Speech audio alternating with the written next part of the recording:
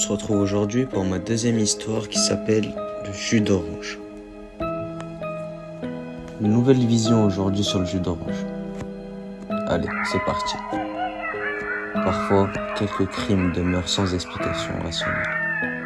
Parfois, on a aussi des personnes qui de eux-mêmes et sans aucune raison vont voir la police pour admettre avoir commis des crimes. On commence l'histoire d'aujourd'hui. Mireille est partie en courant dans la nuit du 8 mars à 4h du matin au commissariat. Je l'ai tué, j'ai essayé de le tuer, mais il n'est pas mort. Je suis une tueuse, mais s'il vous plaît, sauvez-moi. Je souffre jour et nuit. J'ai essayé de le tuer, mais il n'est pas mort. Protégez-moi avant qu'il me tue. Mireille poursuit.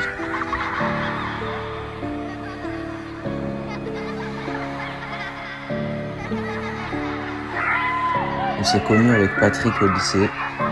Après 10 ans de mariage, rien n'allait entre nous. J'ai essayé à plusieurs reprises de me séparer de lui sans succès. J'ai rencontré ensuite David, qui lui me comprenait, me soulageait dans ma vie et m'apportait du bonheur. J'ai convaincu David que la seule solution pour notre bonheur était de tuer Patrick. Il était contre au début, mais j'ai fini par le convaincre. J'ai alors décidé que je mélangerais du poison dans la bouteille de jus d'orange de mon mari. Mon mari adore le jus d'orange. Quand il rentre le soir du travail, il a l'habitude de descendre 1 litre à lui tout seul.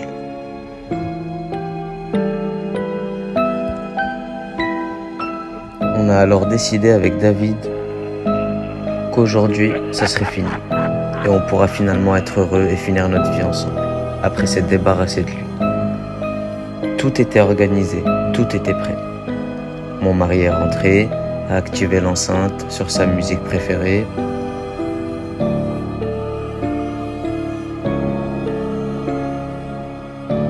Il est parti ouvrir le frigo pour prendre son jus préféré, le jus d'orange. Je le regarde boire son jus d'orange. Je n'étais pas serein. 20 minutes plus tard, mon mari était par terre et ne respirait plus.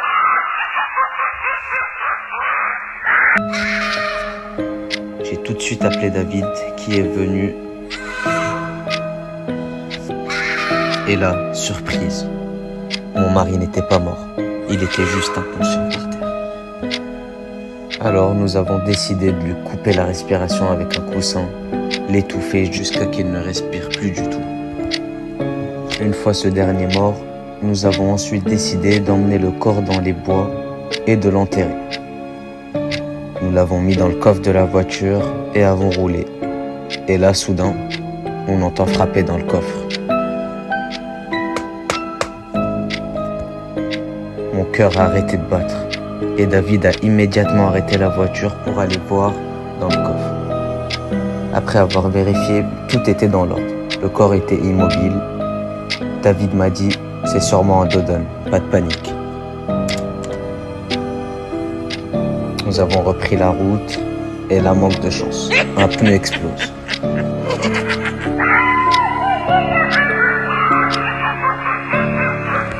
David a de nouveau arrêté la voiture et descendu pour changer la roue. Et là, on a alors rouvert le coffre. Mon mari était là, mort, les yeux et la bouche grands ouverts. J'ai alors supplié David, s'il te plaît, qu'on en finisse, j'en peux plus, mes nerfs vont lâcher.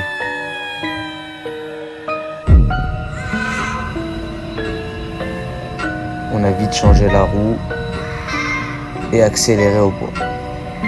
David était bouche bée. Une fois qu'on a porté le corps à deux, mon mari mort m'a attrapé la main.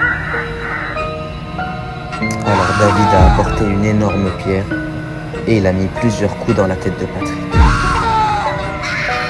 Sa tête était explosée, le sang coulait partout. Nous l'avons enterré dans le bois ensuite et nous sommes rentrés fêter ça avec David. Ça y est, c'était fini. On s'était enfin débarrassé de lui. Je me suis réveillé en pleine nuit pour aller boire et je suis tombé sur une bouteille de jus d'orange remplie sur le panier. J'ai bu de l'eau et en tournant la tête, la bouteille de jus d'orange était à moitié vide.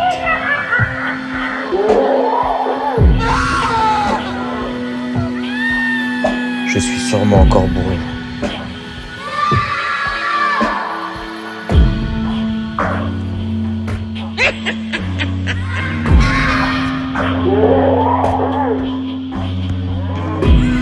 La bouteille de jus d'orange bougeait toute seule. Je suis sorti de la maison en courant et là devant chez moi, un chien tout noir enragé avec les dents pointues m'aboyait dessus. J'ai refait demi-tour chez moi et là, cette musique agaçante. Le téléphone sonne. Allô? Allô? David, c'est toi? Ton mari? Ton mari? Et le téléphone a coupé. Alors j'ai été en courant dans la cuisine et là, la bouteille de jus d'orange était vide. De la boue recouvrait la bouteille et là, la musique préférée du mari recommence. Alors je l'ai refermée en hurlant, en pleurant. Je sais que tu es là, je sais que tu n'es pas mort. La musique augmente de volume de plus en plus. Et d'un coup, plus d'électricité. Qui est là? Qui est là? David, c'est toi? Personne. J'ai décidé de me débarrasser de tout ce qui appartenait à mon mari pour éviter ce genre d'hallucination. Après avoir tout vidé dans le grenier, je me suis endormi de fatigue. Réveille-toi, réveille-toi Mireille. Il me faut mon jus d'orange. J'ai ouvert les yeux. Quand j'ai tourné la tête, mon mari était debout à côté de moi, me regardant avec des yeux remplis de colère, les yeux tout rouges sang. Et d'un coup, il a disparu. Routine du matin, comme beaucoup d'entre nous, café et clope, en me disant que les hallucinations venaient du...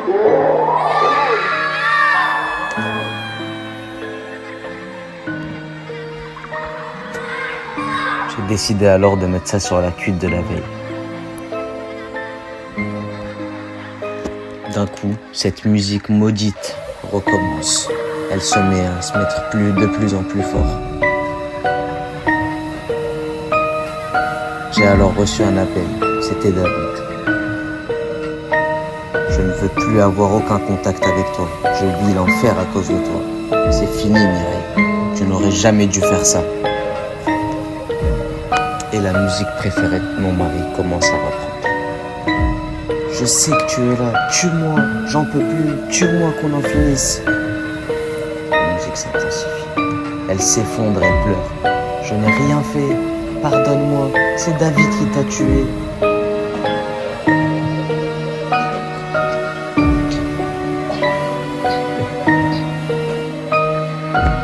D'un coup, plus de lumière.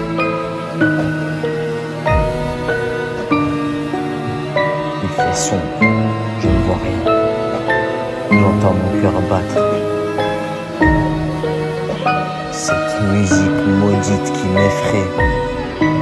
Et d'un coup, je l'ai vu devant moi. Oui, c'était lui. Immobile devant moi, calme et serein, le visage rempli de sang et de boue. Il a avancé calmement, tout doucement vers la cuisine. Je l'ai suivi effrayé, tremblant de partout. Il a ensuite ouvert le frigo, sorti une bouteille de jus d'orange. Il a commencé à vider les tiroirs du placard et a sorti le reste de la boîte de poison. Il l'a ensuite versé tout doucement dans la bouteille, en me tendant la bouteille sans parler. J'ai tout de suite compris qu'il voulait que je boie à mon tour. C'était sa vengeance. Je suis désolé. Désolé.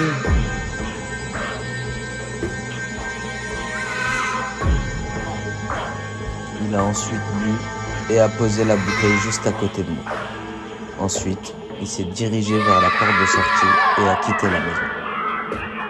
J'ai couru jusqu'à ma chambre, j'ai verrouillé la porte de l'intérieur. Il était là, debout, devant moi. Et d'une voix effrayante m'a dit « Je peux te sortir de là, mais à une condition. Tu vas aller au poste de police et avouer tout ce que tu as fait, toi et David. » Il a ensuite ouvert la porte et sorti. Il est parti sans dire un mot de plus. Mettez-moi en prison, cherchez David avant que Patrick ne le tue. Faites quelque chose, s'il vous plaît. La police, malgré cette histoire incroyable, a décidé de mener l'enquête. Ils ont alors trouvé David chez lui, mort. Et à côté de lui, un jus d'orange contenant du poison. Dans le bois indiqué par Mireille,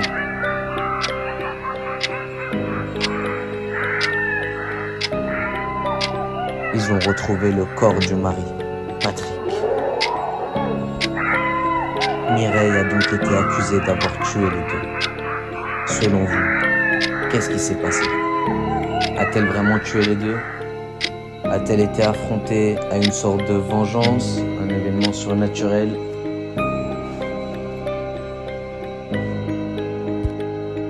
Donnez-moi votre avis en commentaire et à bientôt pour une prochaine histoire.